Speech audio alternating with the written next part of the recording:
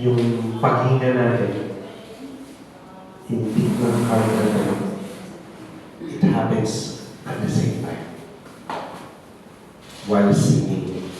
Yun lang iba na nawawala sa tempo, nawawala, hindi alam yung pasok, yun yung ina-arrest natin ngayon. Since hindi kayo marunong magbasa pa ng pyesa, at i-introduce natin sa inyo yung pagbabasa ng pyesa by June, mid-June, ano yung solusyon natin for now? Yun yung pinag-usapan last session.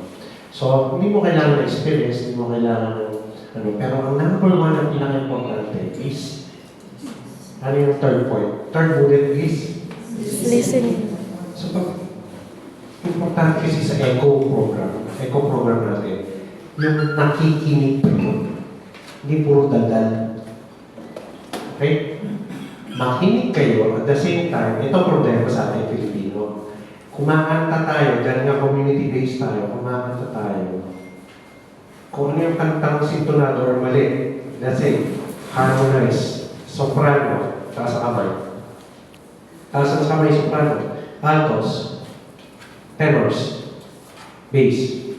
Identify nyo dapat kung ano yung section ninyo. Pag hindi nyo na-identify yung section ninyo, ang kanta nyo melody, which is kanta ng parishioners. Doon nagkakaproblema. Yung harmony na hinahabol ko for the last 30 years pag-handle ko ng choir. Okay? Wala dito. Kaya bawat isa sa inyo, importante nandito sa section na to.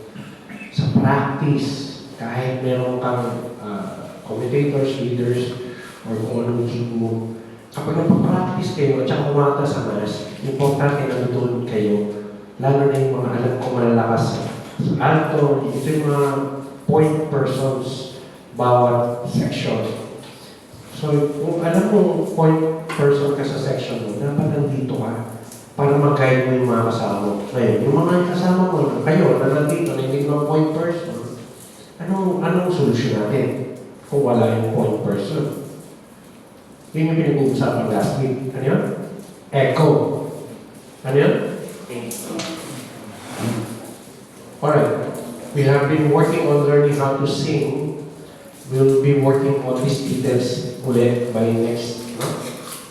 Alright? So, paano yung posture? Pakita yun. Stand tall. So, pag stand tall,